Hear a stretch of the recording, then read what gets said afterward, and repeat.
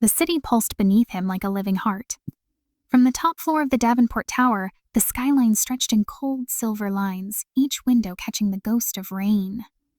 Elias Davenport stood before the glass, watching the storm move across Manhattan, lightning tracing along the river like veins of light. He didn't flinch when thunder cracked. He never did. The sound, the vibration, those things reached him. But the world beyond that, it never touched him back. His hands, motionless at his sides, might have been sculpted from marble. For 10 years, he hadn't felt the texture of anything. No heat, no pressure, no warmth. Doctors called it a neural sensory disassociation, a phrase that sounded like a curse wrapped in science. To Elias, it was simply the absence of life. His empire grew around him, skyscraper after skyscraper, yet his body remained a cage of glass and silence. The elevator chimed behind him. His assistant's voice echoed faintly, informing him of a canceled meeting. Elias didn't answer.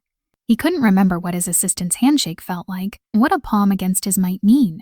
He used to know once, before the crash, before the fire that stole his fiancée and left him with this hollow armor of skin that no longer belonged to him. The storm outside deepened. He walked toward the piano in the corner of the room, an untouched relic from a life when music still reached him. His fingers hovered above the keys. He pressed down. The sound was perfect, resonant, human, but his heart didn't stir. He closed his eyes, imagining how ivory might feel beneath his fingertips, but the memory was fading, slipping further away each year. Then came the pain, not physical, but sharp enough to drop him to one knee. His chest tightened, his breath shallow. Cool, panic clawed at the edges of his mind. That cruel reminder that he could feel suffering, just not solace. He tried to steady himself, but the room tilted, his vision blurring. The storm howled outside, as though echoing his collapse. He reached for the table mist and hit the floor. His pulse raced, heartbeat echoing in his ears like drums beneath water. The lights flickered once, then darkness. In that void, he felt it. Something soft, faintly warm pressing against his skin. A hand. Small, trembling, human. He should have felt nothing but a strange current pass through him. A flicker, as if his nerves had woken for an instant. He opened his eyes to a blur of light and motion, and through the haze saw her, a young woman kneeling beside him, her hair soaked from the rain she'd just come in from, her voice breaking as she whispered his name, though he couldn't imagine how she knew it. "Sir, you're all right. Stay with me." Her hand remained over his, steady, firm, refusing to leave. He stared at her face, warm eyes framed by lashes wet with rain, her expression a mixture of fear and determination. He wanted to speak, but his throat refused. He could only listen to her breathing, to the soft rhythm of her words as she tried to anchor him back to life. And in that fragile space between darkness and awareness, something impossible happened. Beneath her palm, his skin tingled. It was faint, like static against silk, but it was something. For the first time in 10 years, Elias Davenport felt the world move through him. The lights returned, flooding the room in pale gold. The woman blinked, surprised he was conscious. "You're okay?" she whispered again, her voice breaking soft. But when he tried to grasp her hand, to hold that fleeting warmth, she was gone. The door stood open, rain drifting in, and only her touch remained on his skin like a dream refusing to fade. He sat there on the marble floor, shaking though he didn't know why. The city beyond the window blurred with light. Somewhere inside him, a pulse answered the storm, and for the first time in years, Elias felt alive enough to be afraid. Before we begin this story, tell us, where in the world are you listening from, and what time is it there? Now let's begin. He rose slowly, breath uneven, eyes fixed on his trembling hands. He had built empires, conquered markets, defied medicine itself. Yet tonight, a stranger's touch had undone everything he thought he knew. Somewhere beyond the rain, her voice still echoed in his memory, soft and certain. "You're all right." And for a man who hadn't felt anything for a decade, that single moment of warmth was enough to change everything. The sirens had faded long before dawn, leaving only the hum of rain sliding down cracked windows. Ariosoli sat on the edge of her narrow bed, untying her boots, her uniform still damp and clinging to her skin. The scent of antiseptic and stormwater filled her tiny apartment. She had been called to hundreds of emergencies before, but tonight's call had been different, quieter, stranger, heavier somehow. She could still see him in her mind.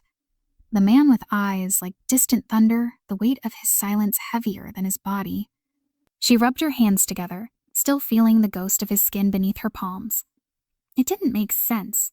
He had been cold, nearly lifeless, but something about that moment had made her own pulse surge, as if her touch had broken some unseen barrier. She left before he woke, driven by instinct, by a strange sense that he didn't belong to the ordinary world she lived in. But now, in the flicker of her single bedside lamp, she couldn't stop thinking of him. Aria worked 2 jobs, pianist by night, paramedic by necessity. The piano had been her mother's dream, not hers, but it was the only way she could afford rent in the city that never stopped demanding more. Every night she played in a dim cafe for faces she never saw twice, pouring fragments of her soul into melodies that no one listened to. And yet, when her hands had touched that stranger's skin, it was as though the music she'd been searching for had finally played back. She leaned her head against the wall, closing her eyes, listening to the rain's rhythm against the glass.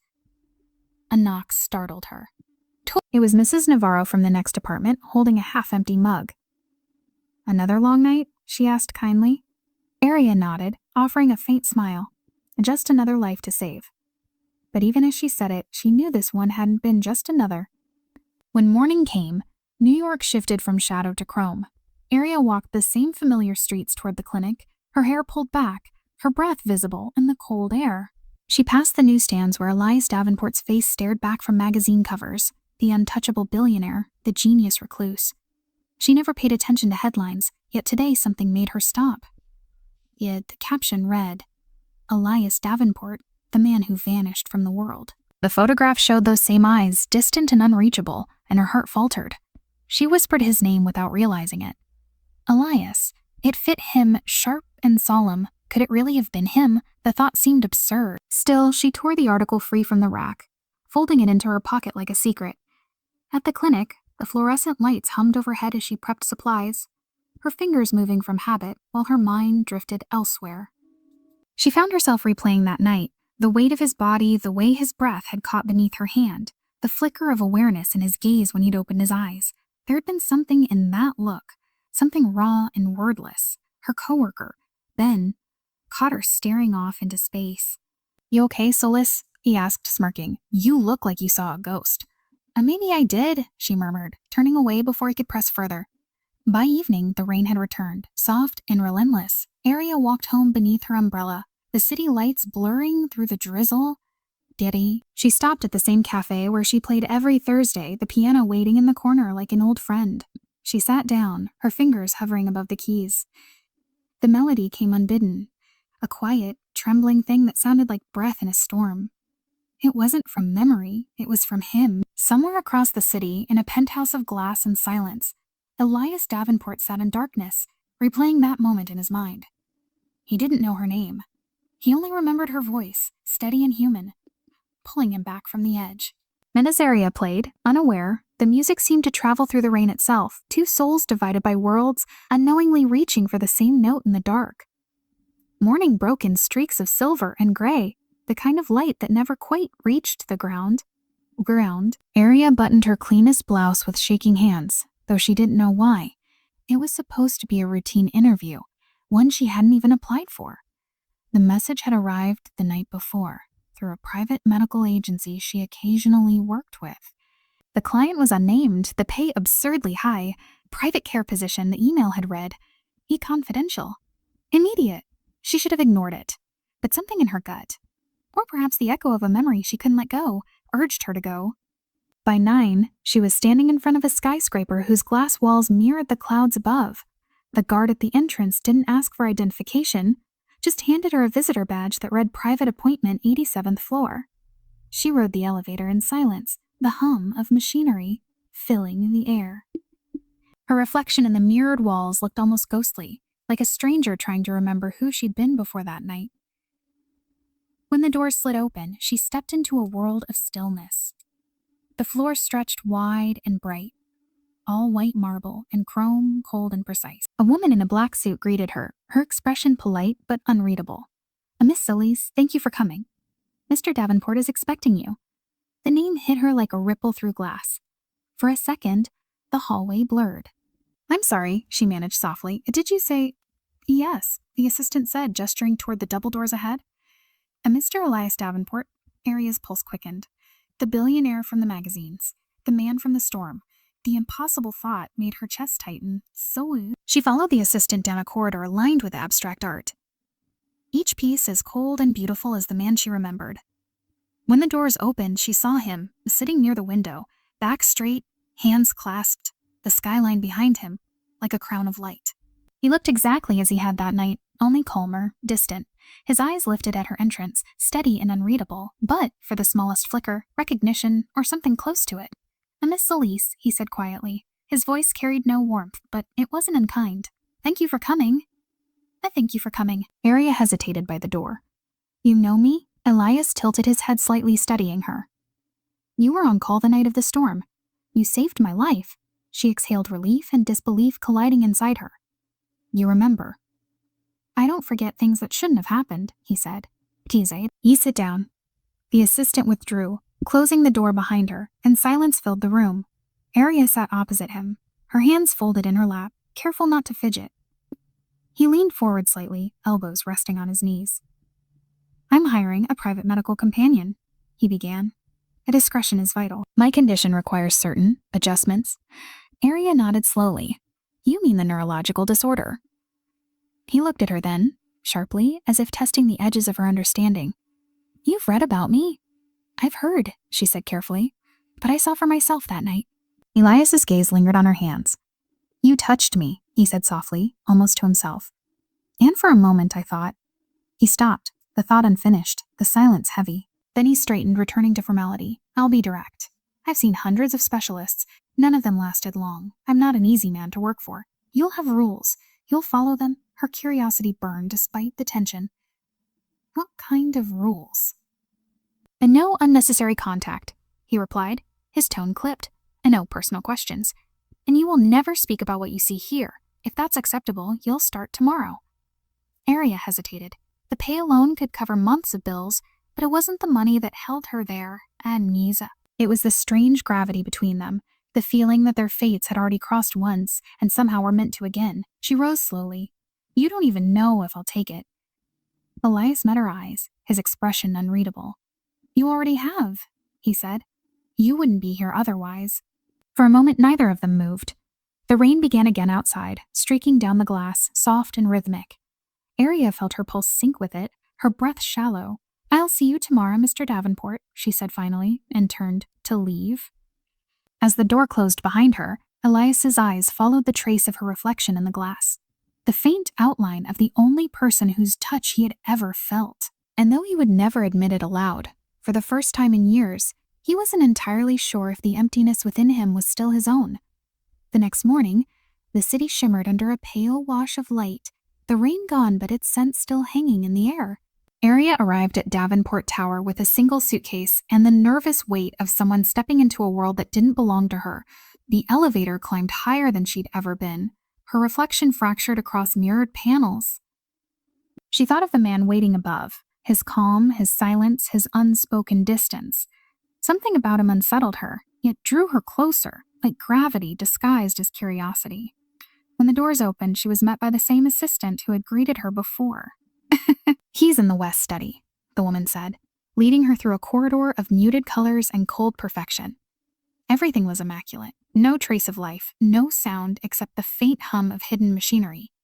Aria's footsteps echoed softly. It felt less like a home and more like a museum where someone's existence had been carefully preserved behind glass. Elias stood by the window again as though he'd been waiting for her. He turned only slightly as she entered. "You're punctual," he said. Aria managed a faint smile. "Shabu? Well, I thought that might be one of your unspoken rules." He didn't smile back, but his gaze softened, almost imperceptibly. "Sit," she obeyed, placing her hands on her knees. Aware of how small she felt in this vast, quiet space, he moved toward a low table between them, setting down a folder. "You'll find everything here, your responsibilities, your pay, your non-disclosure agreement." Aria glanced at the pages but didn't reach for them. "I'm not sure I understand what a private medical companion does for someone who doesn't want to be touched." Elias studied her. The way he looked at people wasn't ordinary. It was precise, analytical, like he was trying to see through the surface of things. "You're not here to treat me," he said, finally. "You're here to assist me. You'll monitor vitals during my therapy sessions, coordinate my medication schedule, manage the environment so that it remains predictable. Unpredictable? Unpredictable? We have limits, he said, the words coming out controlled but edged with something deeper. Any sudden changes, noise, temperature, contact, can trigger neural shutdowns. My body doesn't process physical input correctly. I live in calibration. Aria hesitated, her voice barely above a whisper. In touch? He met her eyes, and for the first time she saw what the world's rumors had hidden, the loneliness carved beneath the sharpness of his composure. A touch is chaos, he said. It's unpredictable. Painful. Sometimes it feels like nothing at all. Sometimes it feels like burning. The air between them tightened. Aria didn't look away. But that night she began carefully when I found you. His expression shifted, almost imperceptibly. That was different, he said, his tone low, guarded. He was disoriented. It was a trick of adrenaline. Or maybe it wasn't, she said quietly. The silence that followed lingered like fog. He didn't answer, but the faint tremor of his hand betrayed a thought he wouldn't speak. Finally, he turned away. Rule 1, he said, his voice steady again. No physical contact unless I give permission. Rule 2, no questions about my past. And Rule 3, leave when I say leave. No exceptions. Aria nodded slowly, though the last rule stung. Understood. He moved toward the piano near the window, the same untouched instrument she had noticed before. Would you play? He asked without looking at her. Sometimes, she admitted, and not well. Play for me. The request caught her off guard. Now? And now, he said simply. She approached the piano, heart pounding, and took a seat. Her fingers hovered over the keys, hesitant, then fell into a soft melody, one she'd written years ago, something fragile and unfinished. The sound filled the room like the echo of rain on glass. Elias stood still, listening, his eyes half closed. He couldn't feel the vibrations of the piano under his hands, but he could feel them somewhere else, somewhere buried in the space that sound could still reach. When the final note faded, neither spoke. The silence between them wasn't empty anymore. It hummed with something delicate, almost alive. Elias turned to her at last. You may stay in the East Wing, he said quietly. There's a guest suite prepared. Dinner is at 7. You'll find me here. She rose, gathering her things, her pulse steady, but her thoughts storming. As she left the room, she felt his gaze on her, distant but searching. Behind her, Elias looked down at his hands. They trembled slightly. He closed them into fists until the shaking stopped, but the faint echo of her music lingered in his chest, like warmth he couldn't name. For the first time in years, he didn't feel entirely untouchable. Night settled over the tower like a quiet tide, the city's heartbeat pulsing far below. Aria sat on the edge of her bed in the East Wing, listening to the hum of rain against the glass. Her first day had passed in uneasy rhythm. Routine check-ins, silent meals, long hours where Elias worked in the study with only the soft murmur of his voice dictating notes into the air. She had learned his world was ruled by precision. Everything had a pattern, a distance, a controlled stillness. Yet beneath it all, she sensed a pulse of restlessness, something he fought to bury beneath logic and order. After dinner, she'd caught a glimpse of him in the corridor. His reflection fractured across the glass wall as he moved like a shadow through light. He hadn't seen her then, but she'd seen the faint tremor in his hand as he touched the surface of the piano, fingers hovering just above the keys before withdrawing. That hesitation haunted her. It wasn't fear she saw in him, but memory. Now, hours later, sleep refused to come. She rose, pulling on her robe, and walked through the quiet hall toward the study. The lights were dimmed to a golden haze, the kind that softened the edges of the world. Elias was there, seated at the piano again, his back to her. He didn't turn when she entered, as if he had been waiting. You don't sleep much, she said softly. Asleep isn't rest, he replied without looking up. It's just silence with a pulse. She stepped closer, stopping a respectful distance behind him. Then why stay awake through it? He exhaled slowly, fingers tracing the air above the piano as if remembering a forgotten dance. Because when I close my eyes, I feel her again. Aria said nothing. The weight in his voice didn't need explanation. My fiancé, he continued after a moment, his tone measured but fragile. She died 10 years ago. A car crash. I survived. They said my nerves were damaged, burn trauma, spinal shock. But they never explained why I couldn't feel anything anymore. Skin, heat, texture, gone. It's as though my body built a wall to protect itself. A perfect, merciless wall. The piano beneath his hands looked untouched, the ivory smooth and waiting. He pressed a key. The sound bloomed, soft and haunting. She played this piece once, he murmured. I can hear it. I can see her. But I can't feel her. Aria felt her throat tighten. She wanted to say something, anything, but every word felt too small. Instead, she sat in the armchair near him, watching as he played with the caution of a man afraid to break something invisible. You said you don't want touch, she whispered finally. But maybe you don't need to feel it the same way again. Maybe there's another way. He turned his head slightly, the faintest curiosity flickering in his eyes. Another way? A through sound. Through vibration. Through vibration. She rose, walked to the piano, and pressed a low note. The vibration trembled faintly through the wood. You can't feel skin, she said, but maybe you can feel the world through what it leaves behind. He hesitated. Then, without speaking, he placed his palm flat against the piano's lid. She struck another chord, softer this time. His eyes closed. For a moment, his breath caught. The sound wasn't touch, not truly, but it brushed against him like memory. He swallowed, almost trembling. It's faint, he whispered, but it's there. Aria smiled gently. The ghosts of skin, she said. He looked at her then, truly looked, and in his gaze she saw the fragile line between pain and hope. You think you can help me feel again, he said quietly. I think you already are, she replied. Something unspoken passed between them, something neither dared name. The air felt warmer now, though neither moved closer. Elias withdrew his hand and sat back, his composure returning. You're different, Miss Solis, he said. You don't pity me. That's dangerous. Why? Because pity is easy to control, compassion isn't. The words lingered in the stillness like smoke. Aria lowered her eyes, sensing the wall he had just rebuilt between them. But as she turned to leave, he said softly, tomorrow, bring your music sheets. I want to hear how sound feels when you play it. She nodded, not trusting herself to speak, and left the study. Behind her, Elias stared at his hand, the faint vibration still echoing through his skin like a ghost refusing to fade. He didn't understand it, not yet, but something in him had shifted. An invisible thread pulled tight by her presence. Just invisible thread pulled tight by her presence. And for the first time in years, he feared the wall he'd built might finally begin to crack. The storm returned 2 nights later, rolling over the city like a memory that refused to fade. Aria sat by the window in her room, watching lightning scatter across the skyline, each flash catching the edges of the glass tower like silver veins. The wind carried the scent of rain, earthy, electric, alive. Somewhere beyond the walls, she could hear faint piano notes drifting through the halls, slow and uncertain. Elias was awake again. She rose quietly, drawn by the sound. The corridors were dim, lit only by the soft pulse of recessed lights. As she approached the study, the music stopped. When she stepped inside, Elias was sitting by the piano, his hands motionless above the keys.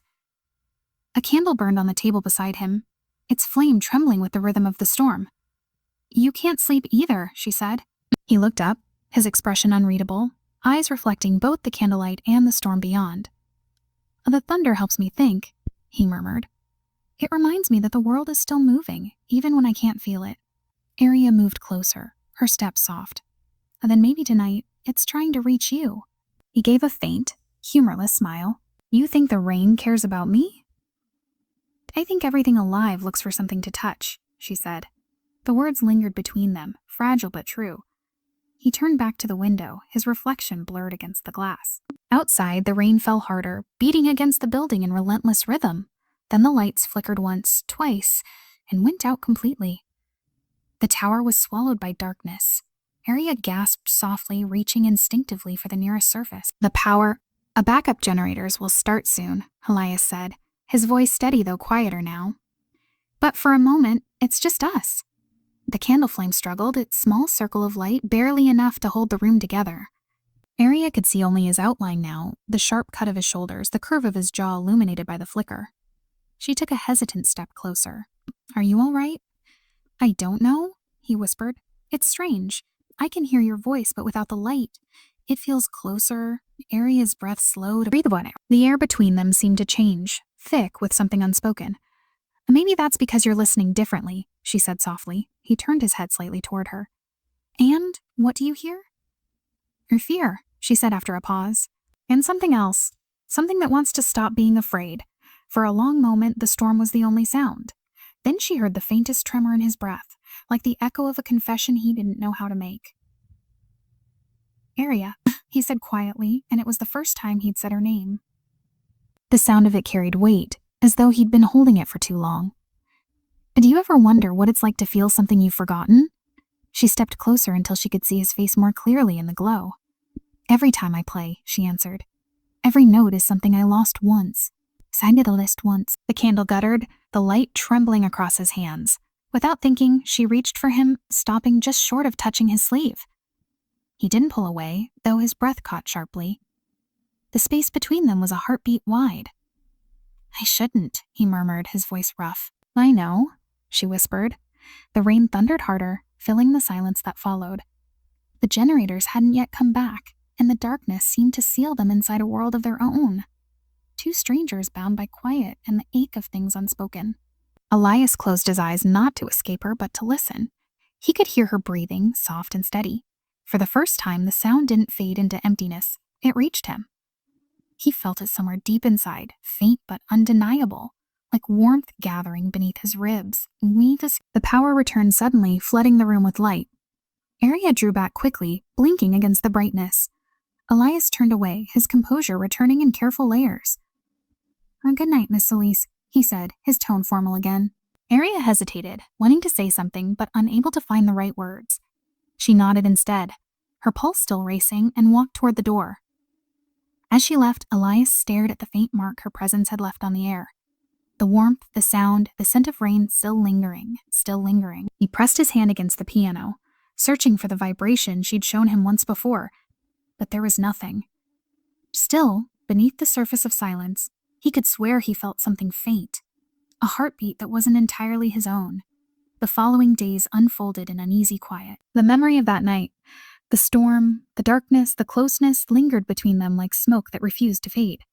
Aria went about her duties with practiced calm, measuring Elias's pulse, recording data, tending to the silence that surrounded him. Yet something had changed.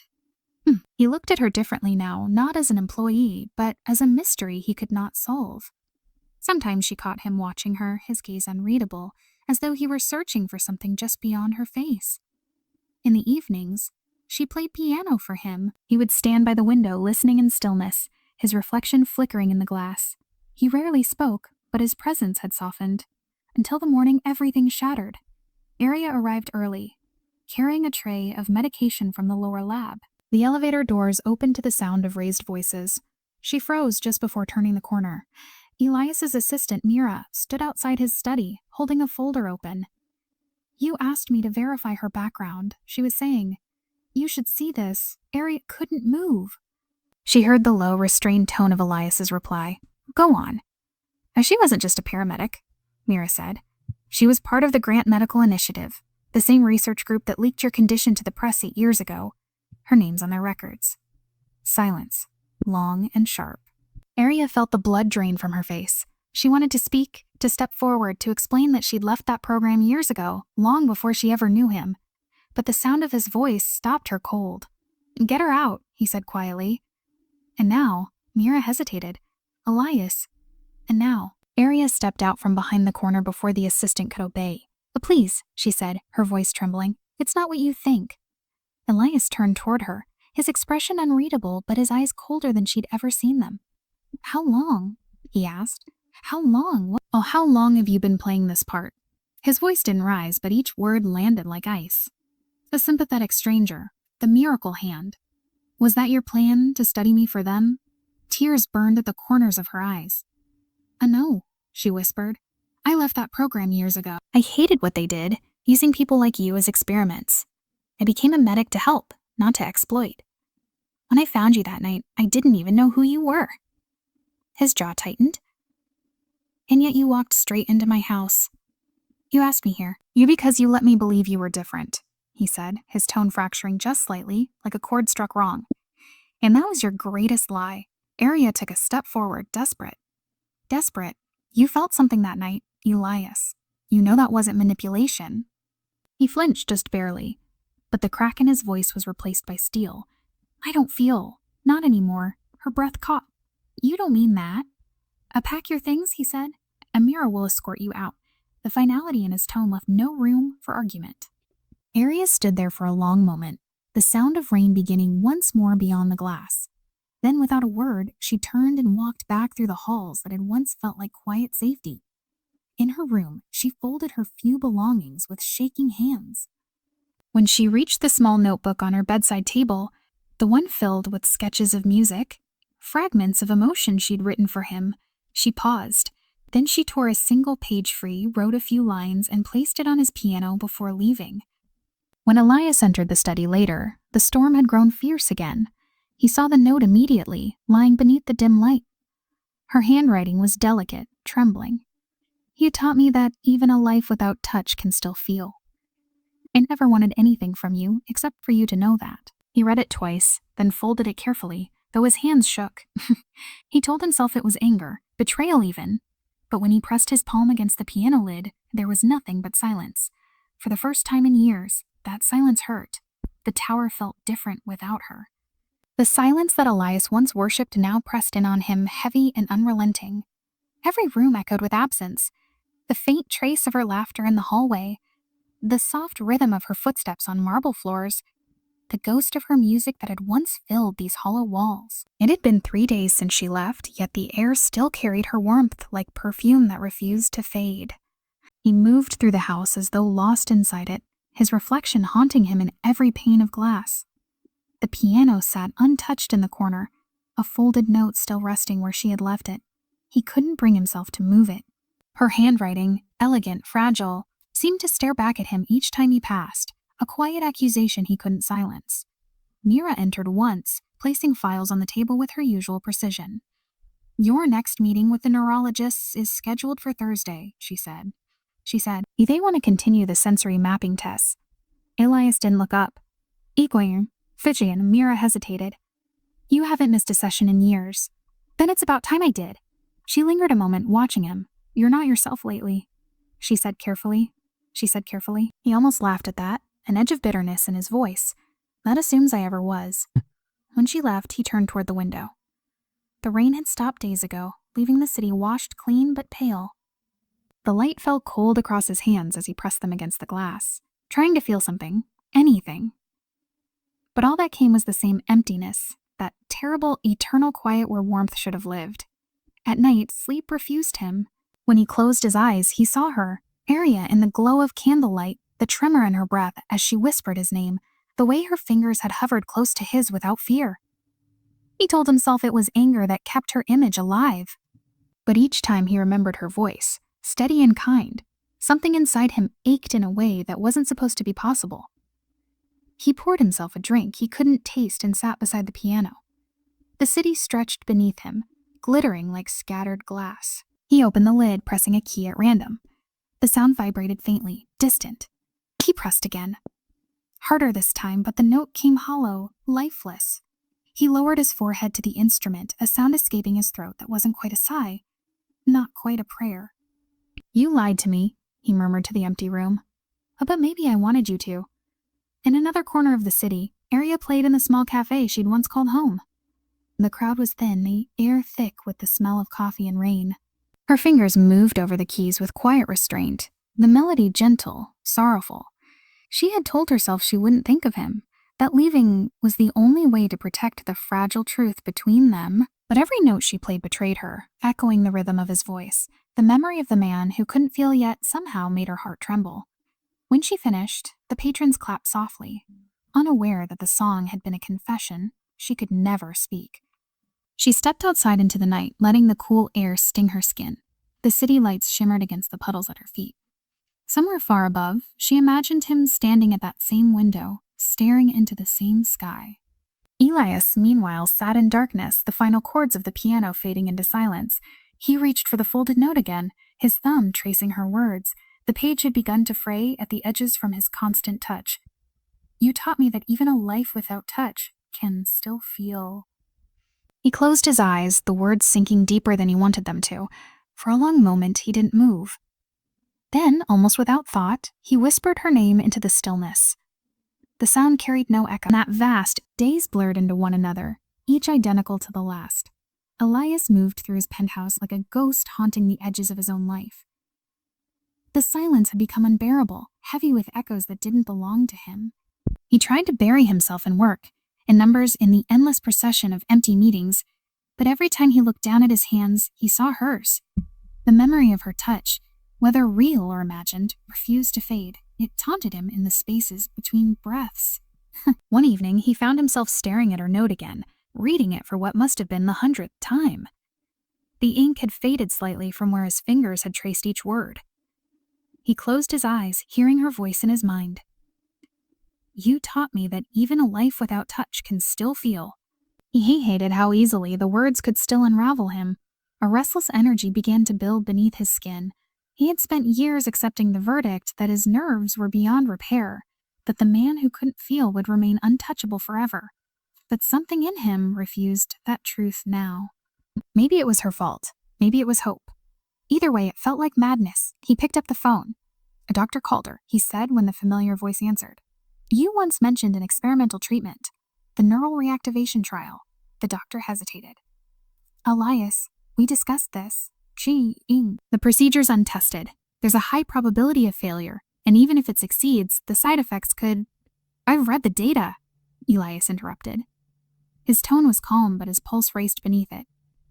"I'll sign whatever's required. Schedule it." A long silence followed, broken only by the faint static of the line.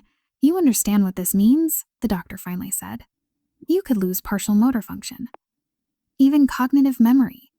Elias's gaze drifted toward the window, the skyline glittering in the distance.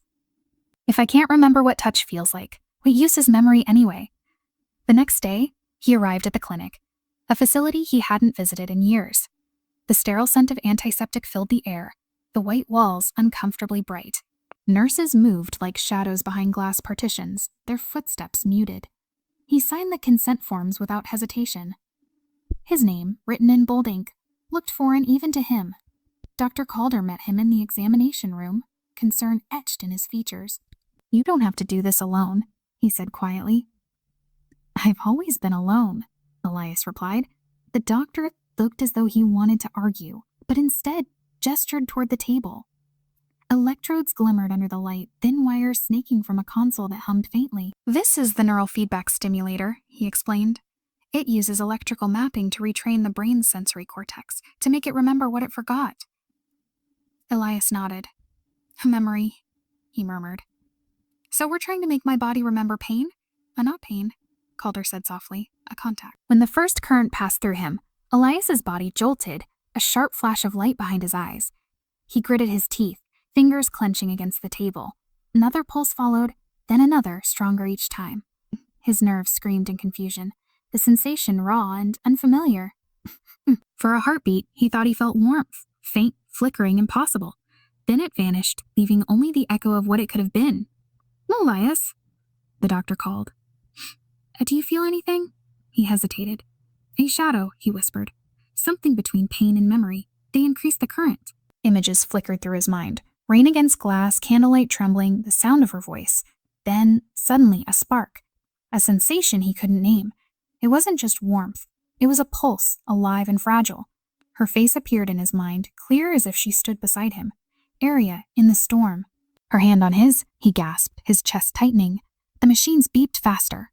"Elias, stay with me," the doctor said urgently. "Tell me what you're experiencing." He choked out. "I see her." Then darkness swallowed everything. When he woke, the lights were dimmed, the machines quiet. His body felt heavy, his head filled with static.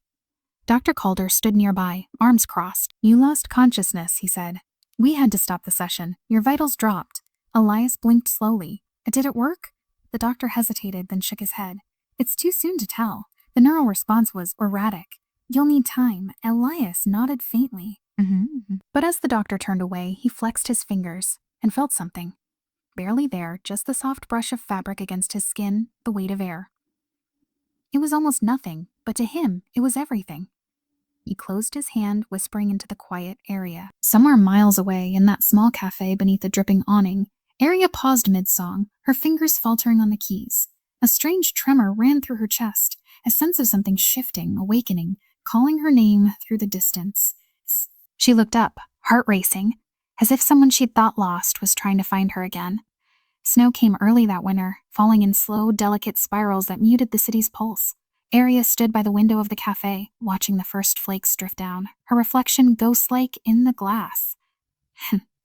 The world outside seemed distant, unreal. She had just finished her last set of the evening, her hands trembling slightly on the piano keys. For weeks, she had tried to forget him, to lose herself in music, in the rhythm of small, ordinary days. But his absence had carved a hollow place inside her that no melody could fill. That night, her phone buzzed. Unknown number. For a moment, she hesitated, half ready to ignore it, but something inside her, a pull she couldn't name, made her answer. A Miss Elise? The voice on the other end was unfamiliar, male, professional. I'm calling from Davenport Medical. Mr. Elias Davenport has been admitted for a neurological procedure. He listed you as an emergency contact. The room tilted. What did you say? The operation began 12 hours ago. It's experimental. High risk. We thought you should know. She didn't remember leaving the cafe, only the rush of air as she stepped into the snow, the streets stretching endlessly before her. She barely felt the cold. A taxi carried her through the sleeping city, headlights cutting through the white haze. Her hands wouldn't stop shaking. Every sound, sirens in the distance, the hum of the tires, blurred into one relentless thought. He did it. He actually did it. He actually did it. When she reached the clinic, dawn was breaking. The building loomed against a sky of pale steel. Inside, the lights were dim, the air too clean.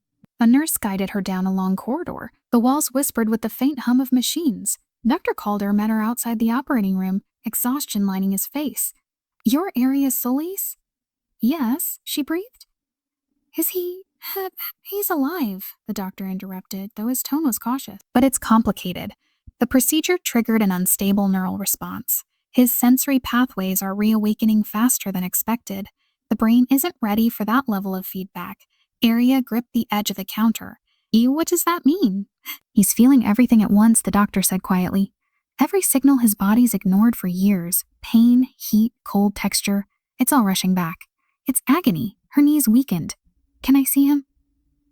Dr. Calder hesitated. He sedated, but if it helps him, yes. Briefly. She followed him into the dim recovery room. The world seemed to shrink to the faint rhythm of a heart monitor, the soft hiss of oxygen.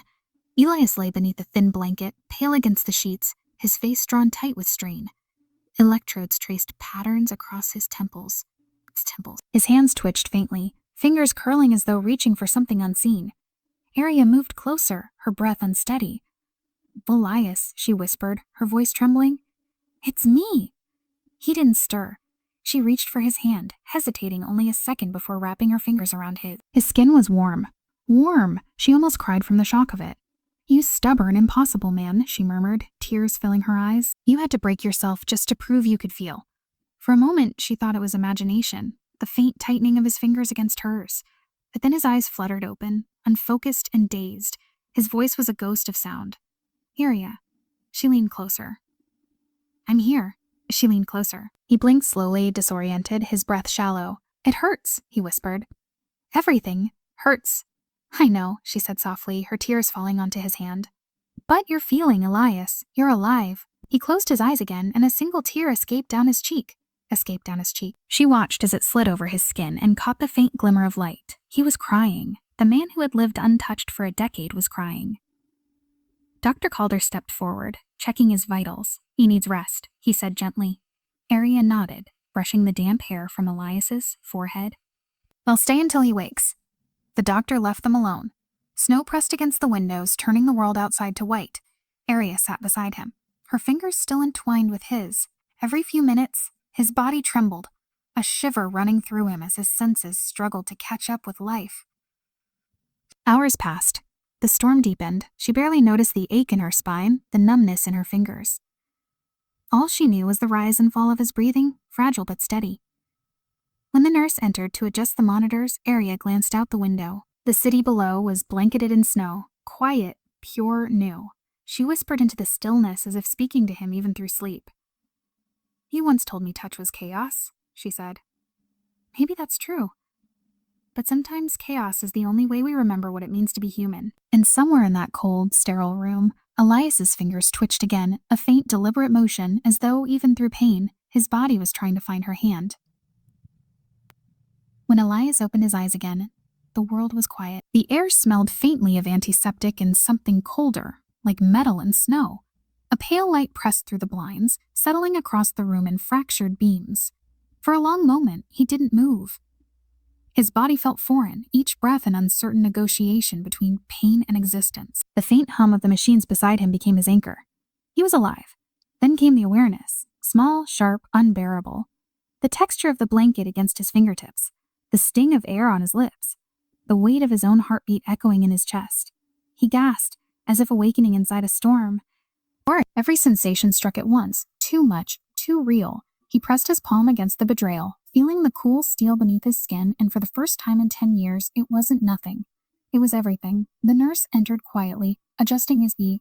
She smiled faintly when she saw his eyes open. "You're awake," she said softly. "Welcome back." Her voice sounded far away. Elias swallowed, his throat dry, and managed to whisper. "How long?" 3 weeks, she said. "You were sedated while your body adjusted to the neural response. The doctor said it's a miracle you survived." He let her words drift past. Survival. He wasn't sure what that meant anymore. His body trembled under the weight of sensation, like an instrument relearning sound. But beneath it all, one thought persisted, constant and heavy. Aria. He remembered her voice, the warmth of her hand, the way her tears had fallen on his skin. She had been there. He was sure of it. But when he asked the nurse, the woman who was here, "Where is she?" The nurse frowned slightly. "There was no one listed under visitor access," she said. "I'm sorry." Elias turned his head toward the window. Outside, the snow had melted into gray slush, the city alive again beneath the dull sky. He closed his eyes, listening to the hum of the monitors. The nurse's footsteps faded, leaving him alone with the sound of his breathing and the pulse of returning life beneath his skin. Every sensation felt like both a gift and a punishment. He ran his fingers over the hospital sheet, tracing its rough weave. It hurt, but the pain was grounding, almost sacred. The world had texture again, and yet, without her, it felt empty. When Dr. Calder arrived later that afternoon, Elias was sitting upright, eyes fixed on the rain streaking down the glass. "You shouldn't be sitting up yet," the doctor said gently. "I need to move," Elias replied. His voice was hoarse but firm. "If I lie still any longer, I'll forget again." Calder sighed, taking a seat beside him. "You understand this isn't over. The neural network's fragile. You'll need therapy, gradual reintroduction to sensory stimuli. You can't rush this." Elias's gaze stayed on the window. "She was here," he said quietly. Calder hesitated. "Who?" "Aria," he whispered. "She held my hand before the operation. I remember it." The doctor's expression softened. "Maybe it was a dream," he said. Elias turned toward him, his eyes sharp despite exhaustion. "No, it was real. I felt her." Calder didn't argue. He only nodded and stood. "Rest, Elias." One step at a time. After the door closed, Elias sat in silence for what felt like hours. The rain outside thickened into sleet, tapping against the glass like a heartbeat. He flexed his fingers again, testing the tremor of his returning senses. The blanket scratched his skin. The air burned against his lungs. The world was too loud, too close, but it was alive. And yet, beneath the flood of sensation, one absence echoed louder than all the rest. She was gone. As night fell, he asked the nurse to turn off the lights. In the dark, every sound grew sharper. The rhythm of his pulse, the whisper of the machines, the soft hiss of rain. For a moment, he closed his eyes and imagined her beside him again. The faint scent of rain in her hair, her hand steady in his. He whispered her name into the quiet. It faded like breath, lost in the hum of the room. When morning came, he requested discharge papers. The staff protested, citing risk. But he insisted. He left the hospital with a cane in one hand and a borrowed coat over his shoulder. Each step outside felt like walking through fire, every cold gust 1,000 needles against his skin. But he didn't stop. Well, he didn't stop. He walked into the city, into the noise, into the ache of feeling. Every sound, every touch, every heartbeat was a reminder that he had come back for something more than life. He had come back to find her. The first thing Elias noticed when he stepped into the city was the cold. It wasn't the memory of cold. It was the real thing, sharp and clean against his skin. For years, he had watched winter from behind glass. Now the wind pressed against his face, biting at the edges of his breath. Every step felt like both punishment and miracle. The rhythm of life pulsed around him, car engines, laughter, footsteps, the faint hiss of rain melting into snow. He felt it all, and yet none of it mattered.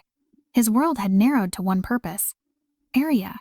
He began where he thought she might still be, her apartment near the river, the small cafe where she used to play. She left weeks ago, the woman said. Packed up her things and disappeared. Didn't say where. The cafe was no different.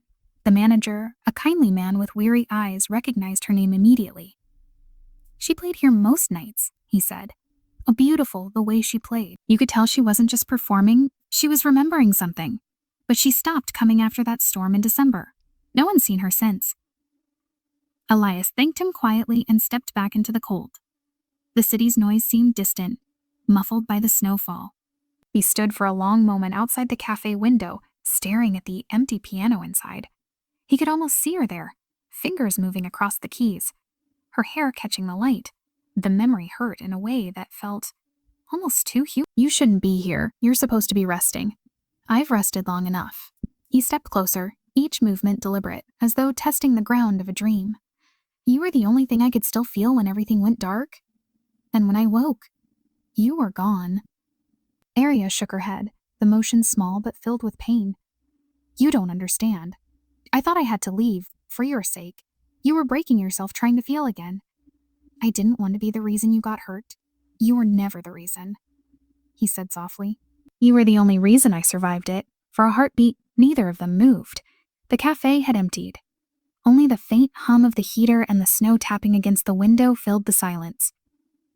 Arya's hands tightened on the piano edge, her knuckles pale. She wanted to reach for him, but fear lingered, a fear that the moment might vanish like every fragile hope before it. Elias took another step, close enough now that he could see the faint tremor in her breath. You told me once that sound could be touch, he murmured. That feeling isn't just in the skin, it's in the spaces between. Never understood that until I lost you. Her voice broke. And now, he said, his chest rising unevenly. I'm terrified to find out if you're real. He reached out then, hesitating just inches from her face. The air between them crackled with something electric, something that felt alive, fragile, divine. Arya closed her eyes. It's all right, she whispered. If it hurts, it's still real. He let his hand move forward, slow as prayer, until his fingertips brushed her cheek. Heat bloomed instantly, sharp and overwhelming. He gasped, a shudder running through him as the sensation poured into his body. Softness, warmth, the pulse of life against his skin. It wasn't just touch. It was awakening.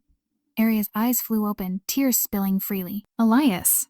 He laughed, breathless, disbelieving, his thumb trembling as it traced the curve of her jaw. I can feel you, he whispered. I can actually feel you. She reached up, her own hand covering his, and the world seemed to steady around that point of contact. The hum of the heater faded, the snow outside ceased to fall. Everything else, time, pain, fear, fell away. I thought I'd lost you, she said, her voice breaking under the weight of relief. He shook his head. You can't lose what you saved. You can't lose what you saved. Their foreheads touched, and for a long moment, neither spoke. It was enough, the quiet, the warmth, miracle of being alive in the same space again. Then, softly, as if to seal the moment in truth, he whispered, Every part of me remembers now. Not the pain, not the silence, just this. Arya closed her eyes, her hand still in his, and smiled through her tears. Then don't ever forget again. Outside, the snow began to fall once more, slow and delicate. Inside, the man who once could not feel held the woman who had taught him how. And for the first time, the silence between them was not hollow. It was full. The days that followed unfolded like the slow bloom of dawn after a long, unbroken night. At night, for the first time in years, Elias felt alive in a world that responded to him. Every detail, the warmth of sunlight through the window, the soft brush of air against his skin, felt like rediscovery. But what grounded him most was Arya. Her presence, once distant and unreachable, had become the quiet rhythm of his new life. They had moved to a small house by the coast, away from the noise of the city. The ocean stretched endlessly beyond the windows, its tide breathing in and out like a heart that had finally learned to rest. Elias spent hours watching it, the motion of the waves reflecting the same fragile steadiness he was trying to find within himself. Each morning, Arya played the piano, her melodies carrying through the rooms like wind over water. He listened, learning not just the sound of her music, but its weight, its temperature, its shape. Every note felt like touch, gentle, unspoken, alive. But recovery came with its own shadows. The neural therapy had restored his ability to feel, yet his nerves remained unstable. At times, sensations blurred into pain. Too much heat, too much pressure. The simplest touch could overwhelm him.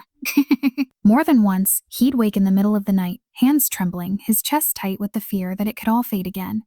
Aria would sit beside him, her fingers tracing patterns in the air above his skin, not touching, just letting the space between them breathe until he calmed. They spoke little of the past. Some wounds, they both knew, didn't need to be reopened to heal. Instead, they built new rituals. Morning coffee shared in silence, evening walks along the shoreline.